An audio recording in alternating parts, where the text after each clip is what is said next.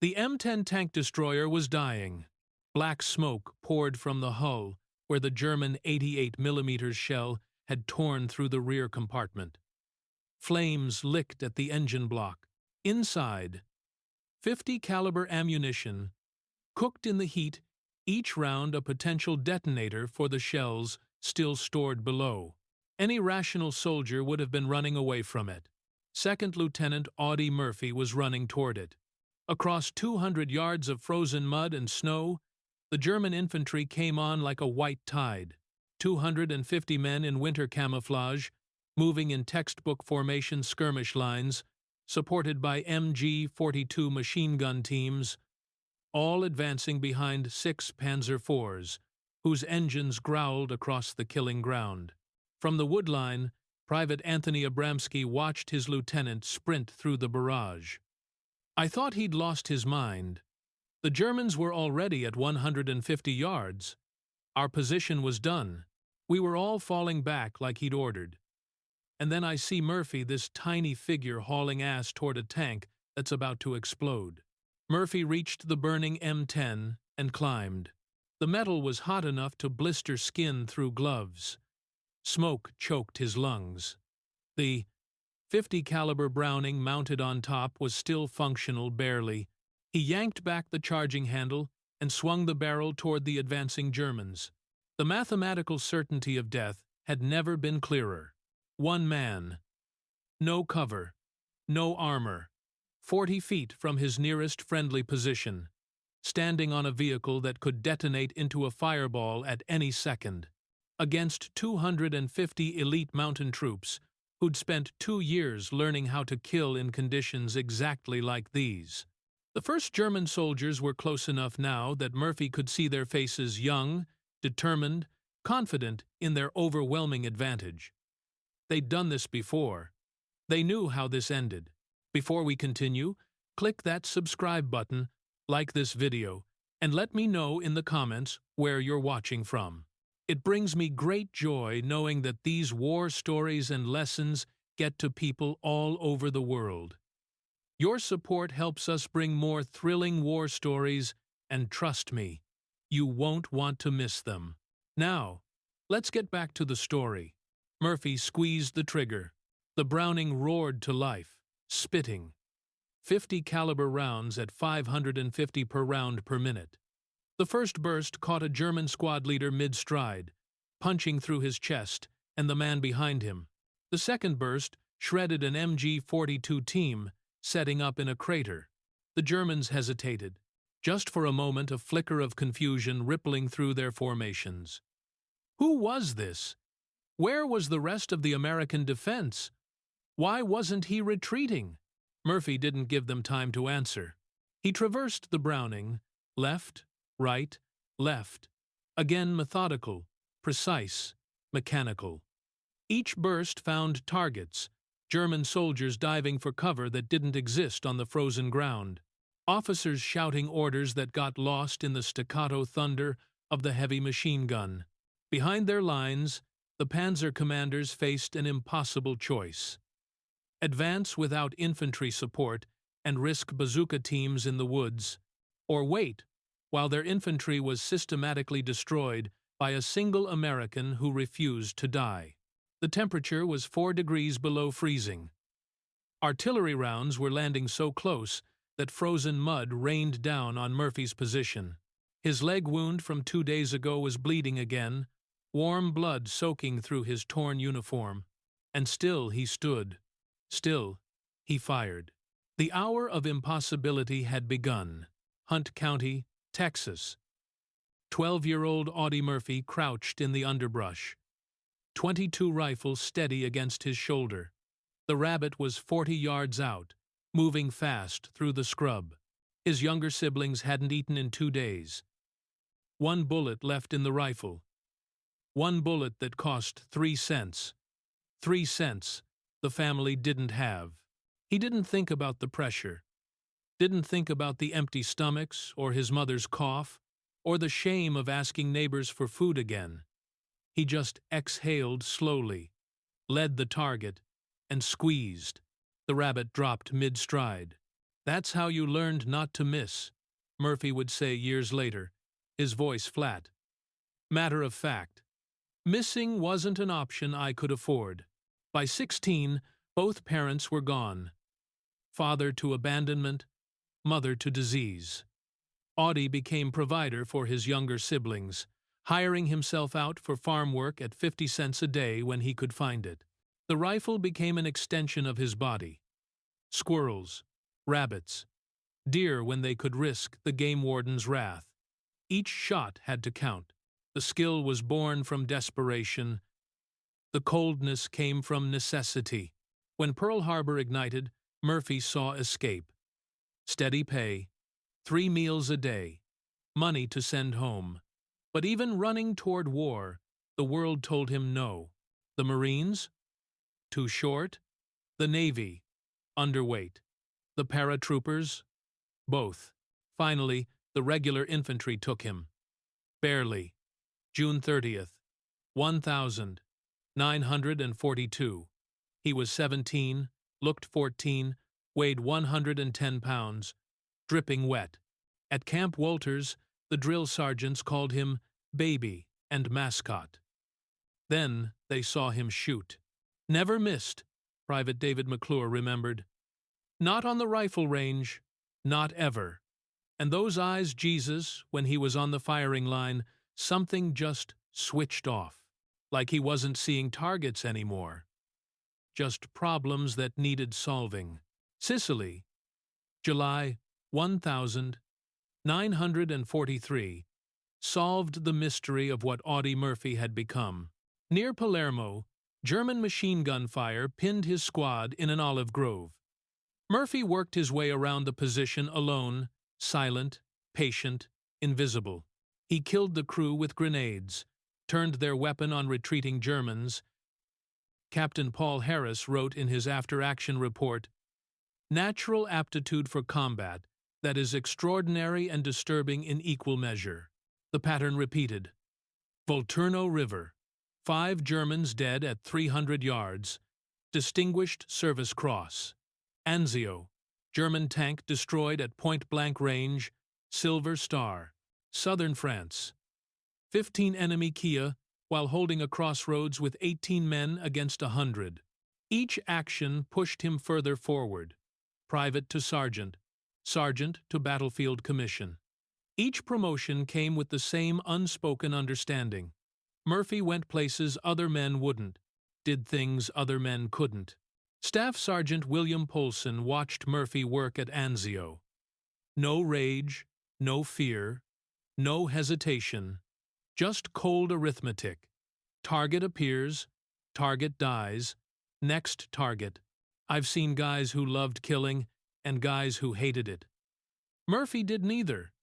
He just processed it, like factory work.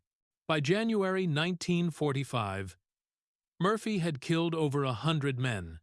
He'd been wounded twice. He'd watched most of his original company die. He was 19 years old. The boy who couldn't afford to miss rabbits had become a man who never missed Germans. And the skill that hunger had forged, war had perfected into something barely human. 1,420 hours. The Germans advanced in waves. Murphy's world narrowed to mathematics. Traverse angle, lead time, ammunition count, the .50 caliber. Browning kicked against his shoulder. Predictable, mechanical, brutal. Each 6-round burst erased a problem from the equation. German squad at 180 yards, attempting to flank left. Eliminated. MG-42 team setting up in a shell crater. Suppressed. Then destroyed. 3 soldiers using a knocked-out Sherman for cover. The .50 caliber rounds punched through steel and flesh without distinction. The burning M10 beneath him was cooking. Murphy could feel the heat through his boots. Ammunition was detonating somewhere in the hull. Muffled pops that could become an explosion at any second. The field telephone line, his only link to artillery support, dangled from the turret, somehow still functional. Fire mission. Murphy's voice was steady, clinical, grid coordinates. He called artillery strikes within 50 yards of his own position, closer than doctrine allowed, close enough that shrapnel scored the M10's armor plating. German mortar rounds walked toward him. 60 millimeters. Then 81 millimeters. The frozen ground erupted in geysers of dirt and ice. One landed 15 feet away, the concussion wave nearly knocking him off the tank destroyer. His ears rang. Didn't matter. The Browning still fired. 1,000. 435 hours. The Panzer IVs tried to advance, but their infantry was gone, scattered, dead, or pinned in the killing ground. The tanks crept forward, buttoned up, blind, without infantry to screen them. They were just expensive coffins waiting for a bazooka team in the woods. They stopped. Waited. The German company commander was learning an impossible lesson. Armor without infantry is helpless. Infantry without cover is dead. And the American on the burning tank was providing neither. Murphy's leg wound reopened. Blood soaked through his trousers, freezing in the wind. He didn't adjust his stance, didn't slow his rate of fire. The body was just another system requiring management, like ammunition, or barrel temperature, or target priority. A German officer, identifiable by his binoculars, tried rallying his men for another push. Murphy put 3 rounds through him at 220 yards. The officer's body jerked like a puppet with cut strings. The men around him went to ground and stayed there. 1,450 hours. The return fire slackened, not because the Germans were out of ammunition, because they were out of will. Murphy had killed approximately 40 of them, wounded perhaps 60 more. But the real damage was psychological. The elite mountain troops, men who'd fought in Norway, men who'd been told they were pushing through a broken American company, had been stopped by a single soldier who refused to accept tactical reality. Their doctrine had no answer for this. Their training hadn't prepared them for an enemy who should be dead, but kept firing, kept calling artillery, kept killing. 1,000. Not routed, not panicked, just done. The Panzer IVs backed away first, turrets traversing uselessly. The infantry followed, leaving their dead in the frozen mud. Murphy fired until they were out of effective range. Then he fired some more long bursts into empty ground, making sure they understood this position was held. The Browning's barrel glowed cherry red. Murphy's hands were blistered from the heat. His uniform was shredded by near misses. The M10 was still burning beneath him. He climbed down slowly, methodically, and walked back to the wood line. Private Abramsky stared at him. "Lieutenant, what the hell are you?" Murphy didn't answer. There wasn't an answer that would make sense. He'd just stopped being human for an hour, and it had worked. If you enjoy dramatic, jaw-dropping stories, subscribe to WW2 Archives Declassified. Let's grow this channel to 1,000 subscribers. The German withdrawal from Holzweier cascaded. Within 48 hours, the entire 2nd Mountain Division's offensive in the Colmar pocket stalled. The reinforced company that Murphy had shattered represented the spearhead of a larger attack, an attempt to expand the German bridgehead and delay the inevitable Allied push to the Rhine. That attack never materialized.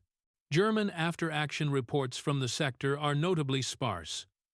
What exists is clinical, bureaucratic, deliberately vague, heavy resistance encountered, advance postponed due to unfavorable conditions.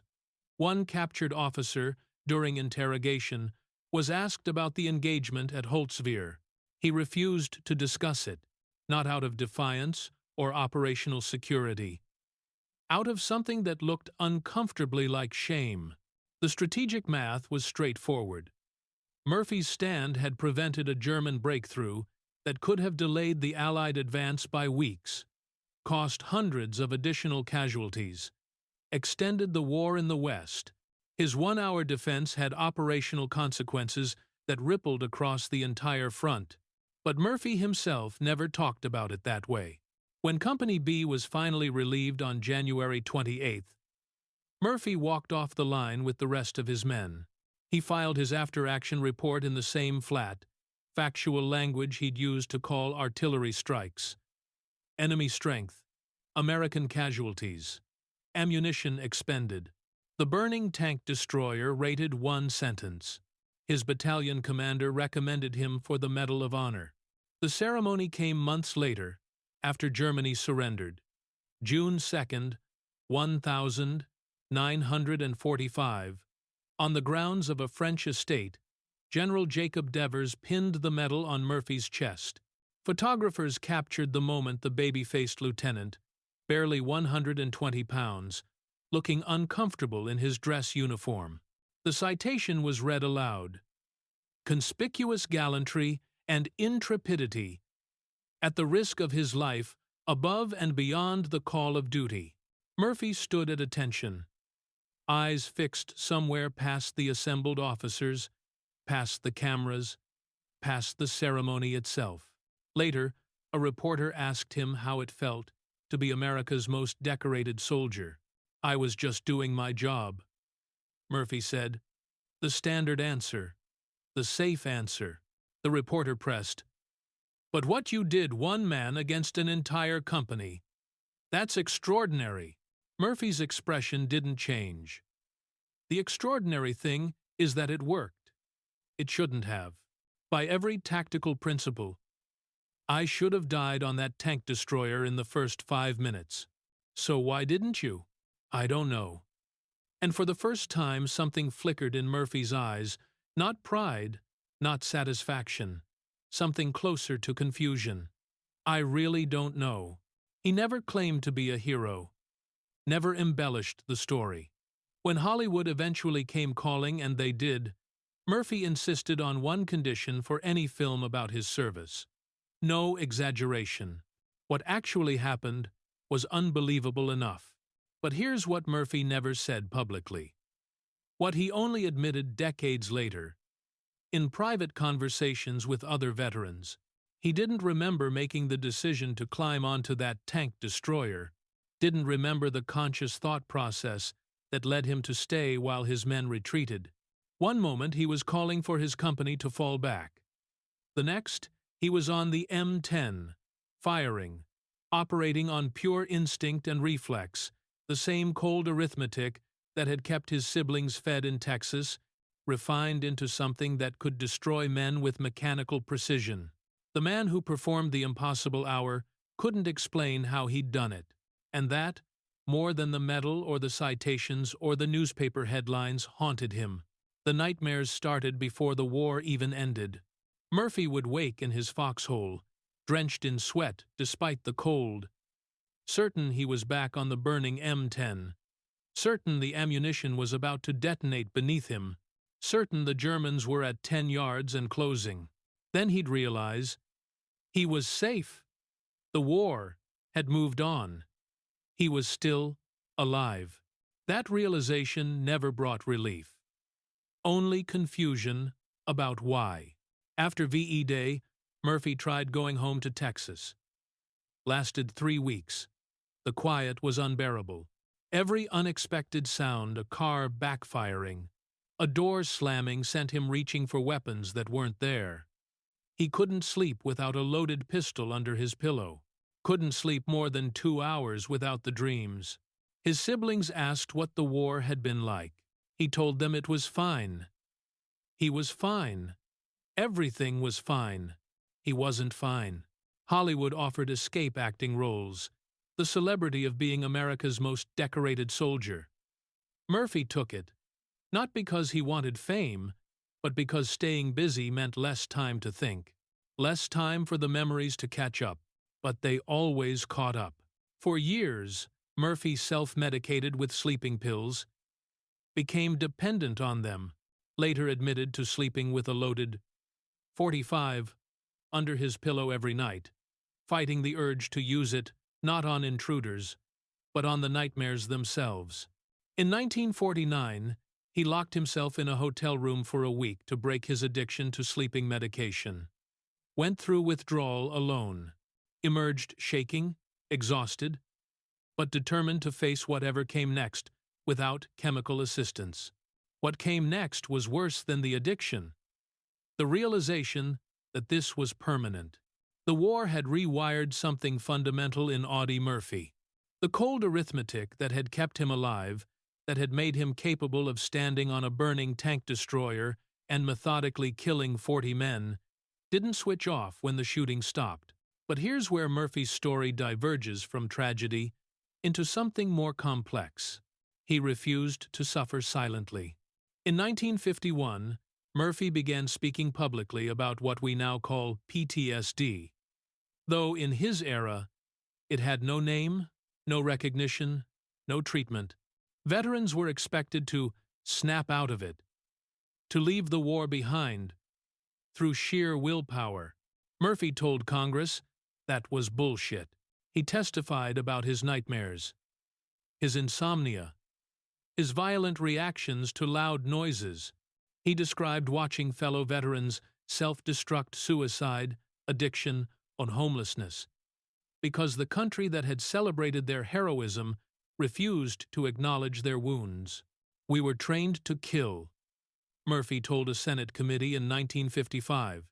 "Trained very well, but nobody trained us how to stop. Nobody prepared us for what happens when you come home and realize the man you became over there doesn't fit in the world over here." The testimony was radical for its time. Heroes weren't supposed to admit weakness, weren't supposed to talk about the cost of their courage. Murphy didn't care. He'd already done the impossible once. Speaking the unspeakable truth about war's aftermath was just another line that needed holding. His advocacy helped lay groundwork for veterans' mental health programs that wouldn't fully materialize until decades after his death. He wouldn't live to see the term PTSD enter common use. Wouldn't see the VA finally recognize psychological wounds as real as physical ones. But he started the conversation. On May 28, 1971, Murphy died in a plane crash. He was 45. His funeral at Arlington National Cemetery drew thousands. Not just veterans, but people who'd never served, never fought, but understood that Murphy represented something beyond medals. He represented the truth that heroism has a price, that the men who do impossible things pay for them long after the battle's end. That courage doesn't erase trauma, it just means you keep fighting even when the enemy is inside your own head. The boy who couldn't afford to miss became the man who refused to let his country forget its warriors. That's the legacy. Not the hour on the tank destroyer, as extraordinary as it was, but the decades spent holding another kind of line, the one between suffering in silence and demanding that trauma be acknowledged, treated, honored.